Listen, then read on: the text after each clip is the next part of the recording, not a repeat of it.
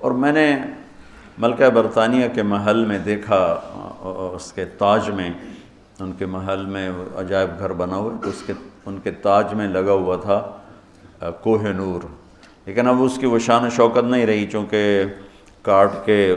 تاج میں لگایا اور پھر 3 ٹکڑے کر کے آگے ایک پٹی میں رکھا ہوا تھا۔ یہ پورا جب ہیرا تھا تو دیوگری جنوبی ہند کی ایک ریاست تھی، اسے علاؤ الدین خلجی نے فتح کیا۔ تو جب مال غنیمت کے لیے خزانے کا دروازہ کھولا گیا تو اس میں یہ ہیرا پڑا ہوا تھا، تو علاؤ الدین خلجی کے منہ سے بے ساختہ نکلا کوہ نور،